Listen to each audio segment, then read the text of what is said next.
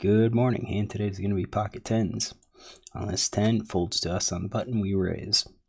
Normally I'm going to be raising maybe 100% of my hands. Just kind of depends on who's in the blind. So if I had two players that were like this, with the fold to steal 91%, it's any two cards. Any two cards I'm just going to raise. Well, maybe not any two cards, but you're going to see me raise 75, 80%, maybe 90%. I think there's going to be some hands where I just look at it and, if I don't feel it, I don't feel it. And we're looking at like offsuit hands. So maybe like a 9-3 offsuit or something like that, or like an 8-2 offsuit. I might just say, heck with it. I'll give it to the blinds and fold.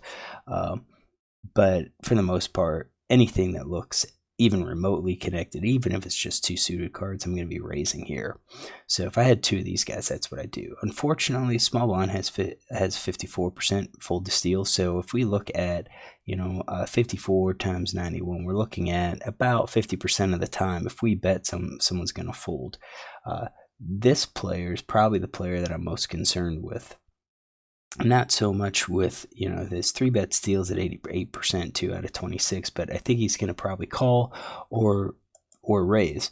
We can look at his pre-flop stats and say, okay, how likely is he to call 2-bet? Well, from the big blind, it's 62%, 23 out of 37. Well, there it is. He hasn't called a 2-bet from the small blind yet. Has he perhaps 3-bet from the small blind, maybe? 2 out of 30. So almost like he's going to play a little bit tighter. So this actually might be a pretty decent spot to open up our range a little bit. This is still, this is a standard. If I didn't know anything about the player, we're looking something like this. Suited hands, definitely. Offsuit connectors, just down to like 8-7, our ace, offsuit ace, some offsuit kings, but we're going to be heavy on our suitedness here. And versus a player, if we see that he's really not playing small blind very much, we could probably open up even more and say, let's push more of these suited hands here. Something like that. Maybe even just all suited. Let's do all suited, and I'd probably do all offsuit aces, all offsuit kings. Probably easy, something like that. So you can see it's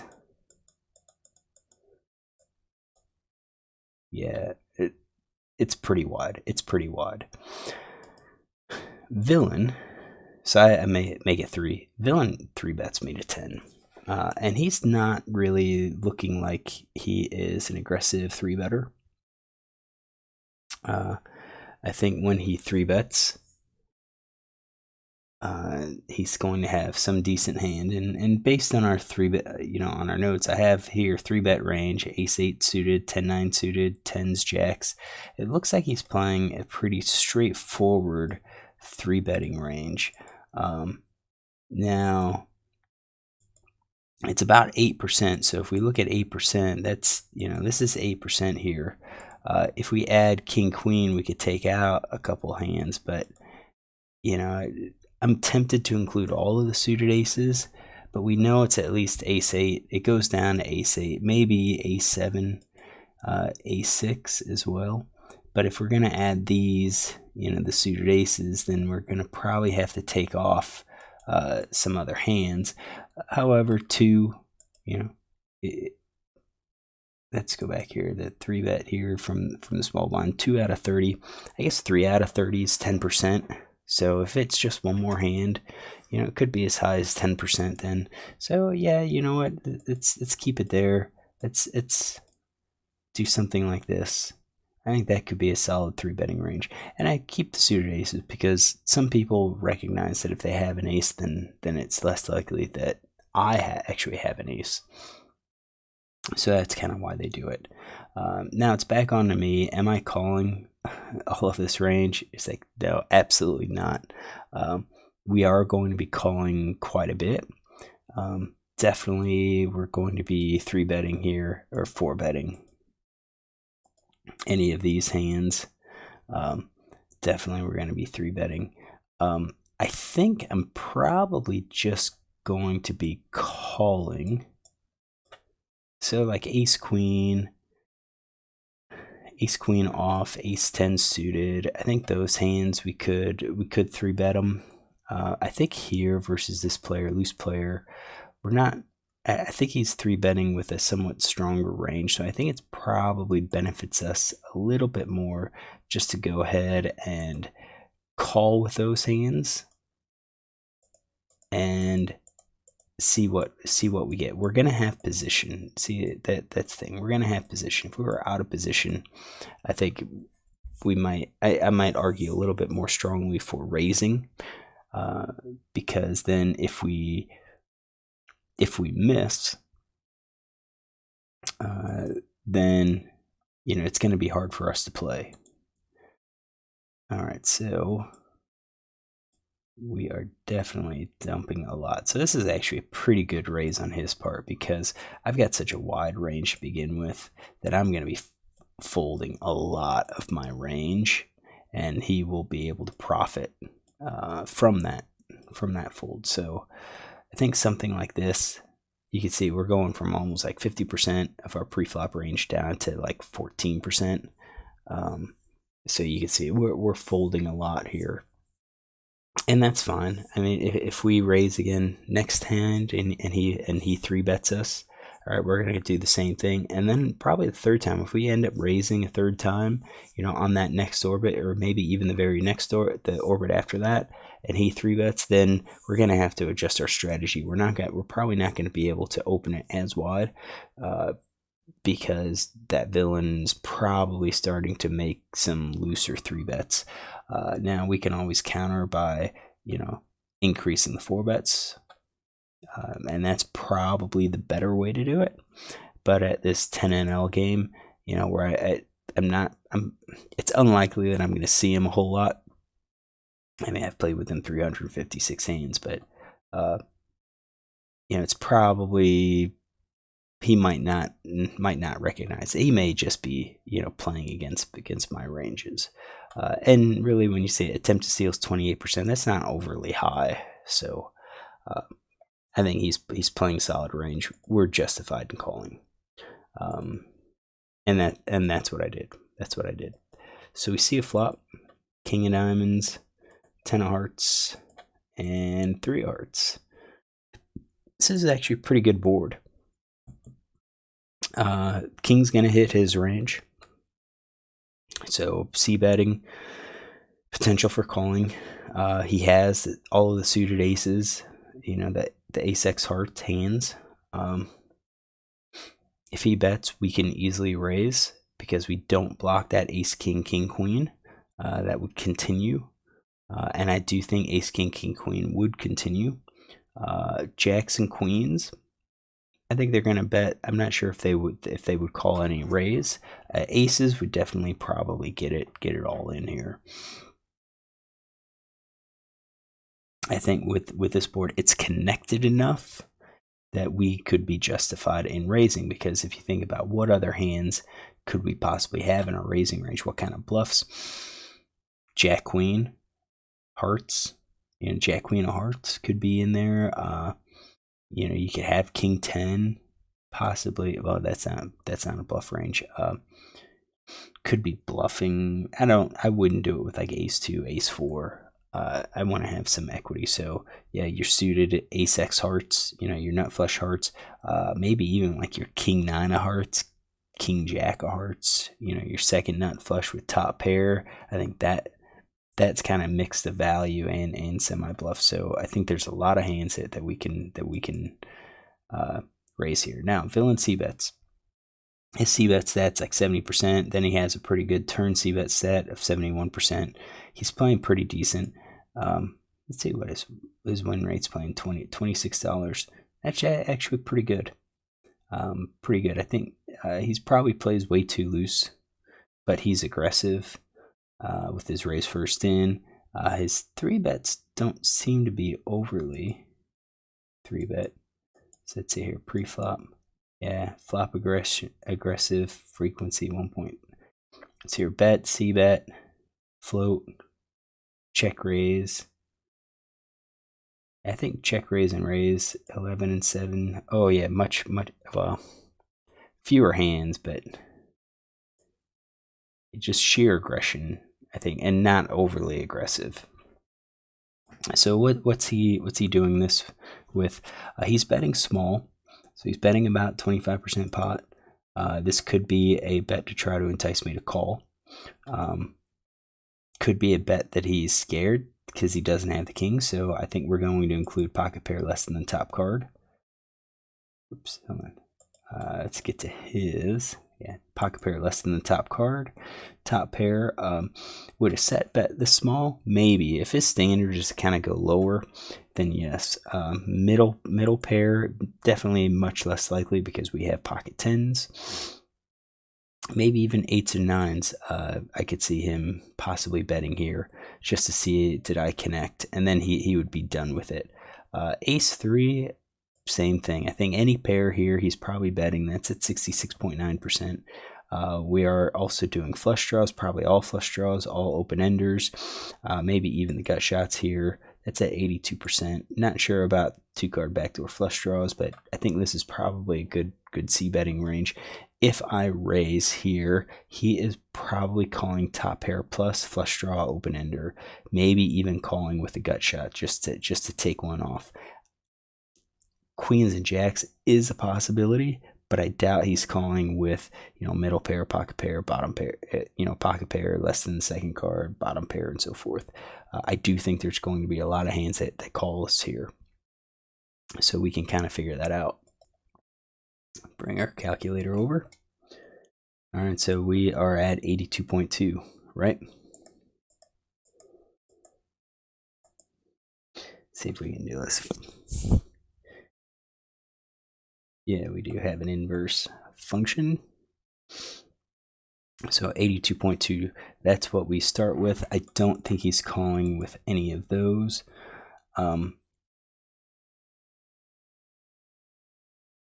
Yep, so 61.9 equals inverse. So 74% chance that he calls. I think that's pretty darn good. I think it's worthwhile to go ahead and raise here with our hand. So if that's his range, what's our range here? I think we should be betting with our sets. I think 2 pair. Let's color code this.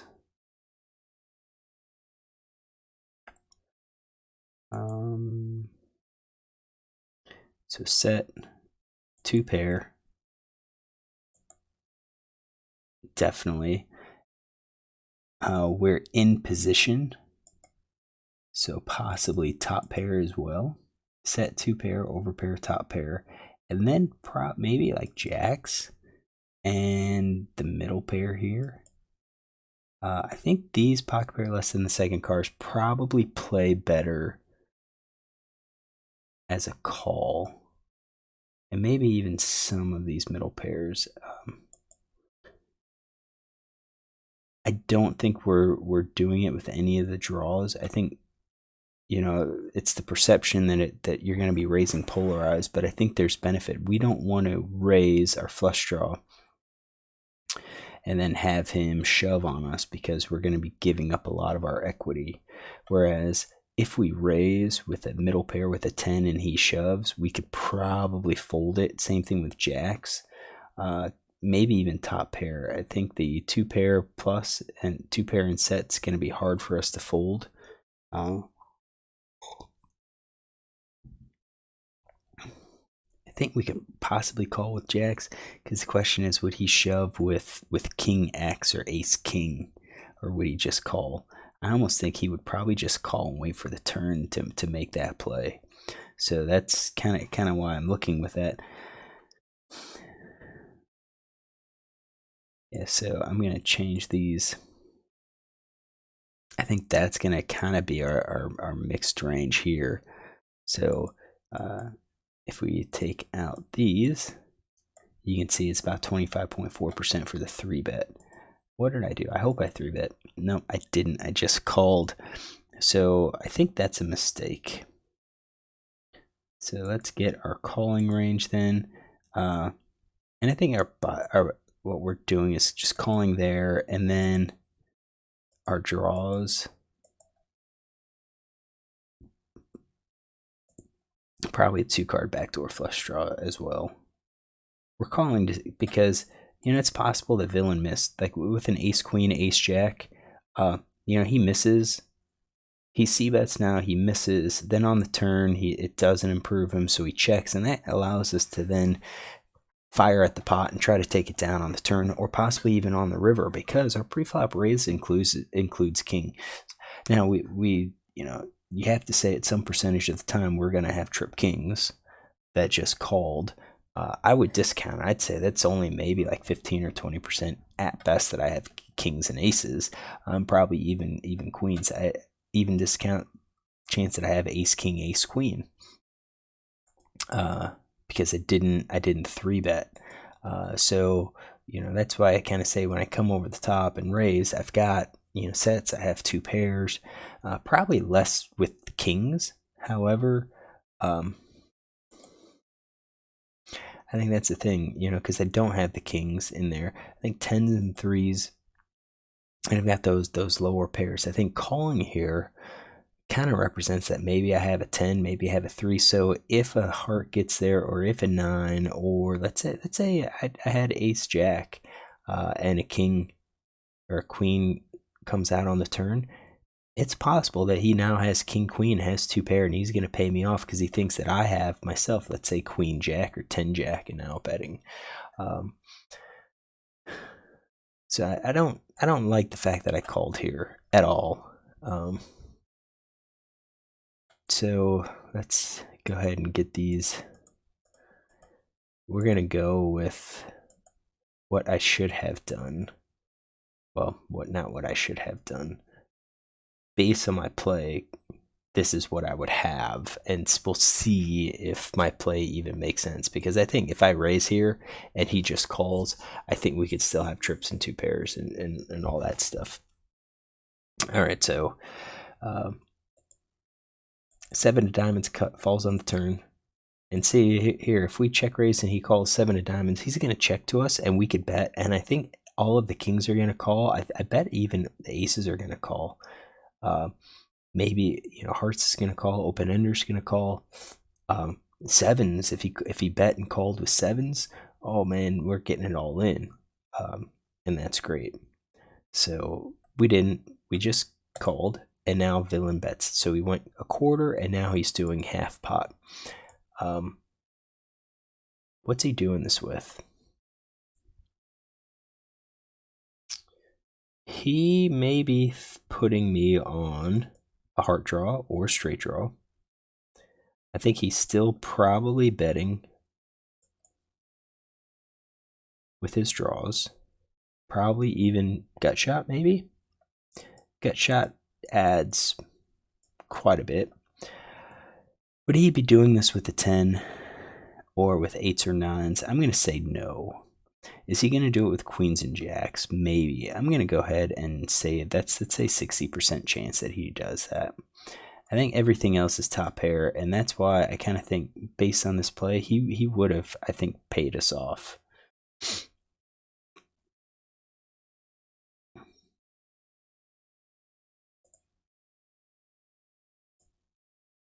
I think we're going to add the gut shots.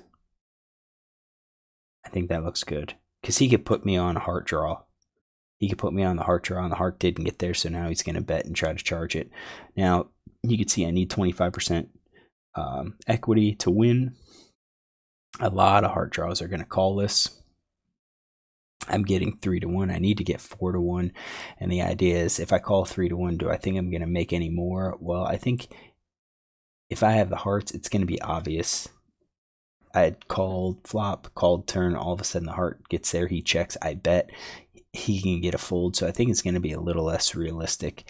It's going to be unrealistic to think I'm going to be able to get another, 15 big bets. I think if I bet, he's probably just going to fold unless he has something big. Now there is a catch. Maybe if there's a ace of hearts, queen of hearts, jack of hearts, something like that, that could possibly give him 2 pair or even the straight. I think then we could probably get another bet from him to cover our fact that we need 4-1 or a little over 4-1 on this draw. But I honestly don't think we have that. So he bets. It's on us.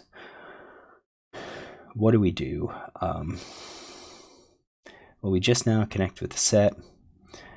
We have our top pair. I think we need to be aggressive.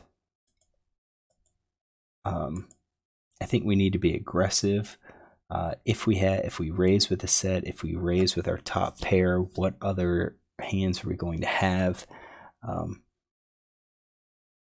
You can see that we're actually going to be fairly weak. We've got 5 combos. We would need 5 combos to go ahead and raise. And if we do like all of the nut flush draws here, we're going to have a huge number of draws in our range, and perhaps that's a good thing. But the question then becomes, if I raise, what hands continue, what hands fold?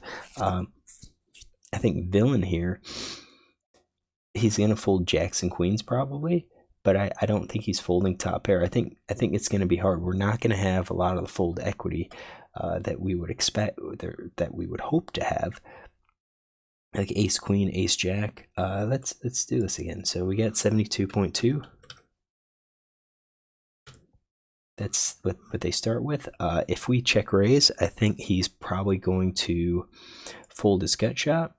I think he's going to fold those. I think top pair probably comes along. I think king jack's going to be tough. Let's drop king jack. We took out jacks and queens. Let's just say he only continues with the nut flush draw. But we're looking at here 9-10. Let's take out 9-10. Well, that's a pair. No, we're gonna leave all of that. So we're looking at 48.5. 67% chance that he calls, so he's only folding 33%. So you can see I bet a bunch of draws and he folds or he calls. 66% time. There it is.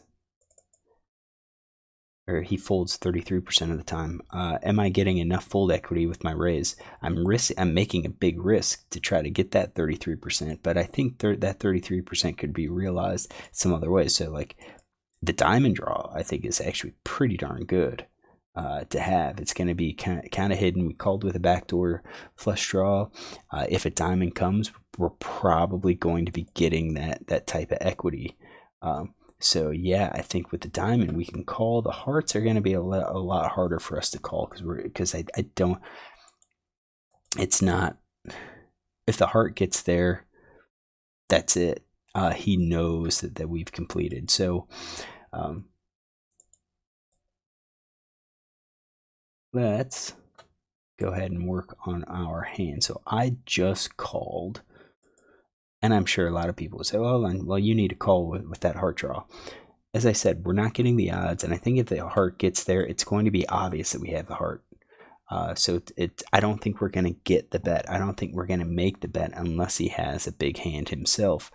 And if we look at, what kind of big hands does he have, he could possibly fold a set.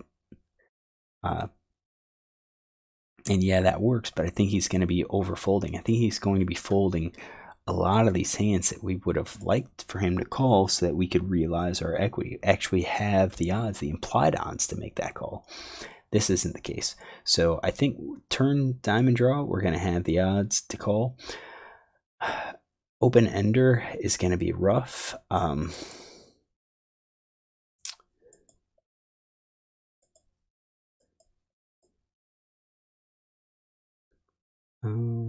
Probably not. I think we're going to be the turn diamond. I think the open ender we're probably just going to have to give up. Because again, I think if we get there, well,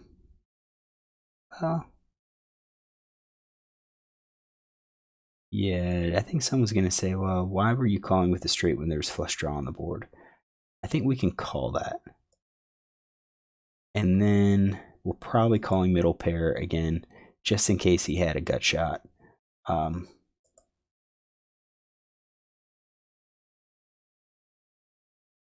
you can see we are very heavy. So our turn,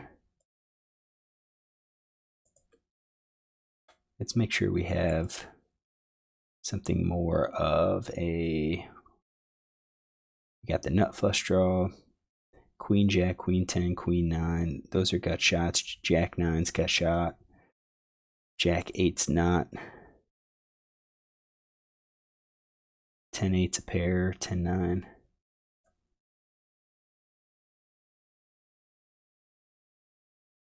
Yeah. You can see it. We're going to be unbalanced. Definitely unbalanced. I don't like how I played this at all. Don't like how I played this at all. We'll move forward. 8 of hearts gets there. So right now, I doubt that he would pay us off at all. We'll see. He checks. No big surprise. I'm sure he's going to check 100% of his range here. Even if he's got the nut flush, I think he's checking here. He's got it. I don't.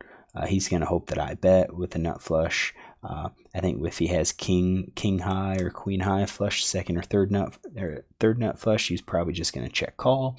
If he has, with his nut flush, he's going to check raise here. If I bet here with my set, I don't think he's going to be calling. I think he calls with hands that beat us. I don't even think overpair is going to call, so I'm not sure if this is a good value bet here. I'm glad I checked this with the 10s, but let's go back to here. Could I reasonably represent the flush? I mean, there's a possibility that I have it, but again, if I bet and he gets and it gets called, then we're behind. Now, how often does he call? Because I think we can have a bluff here.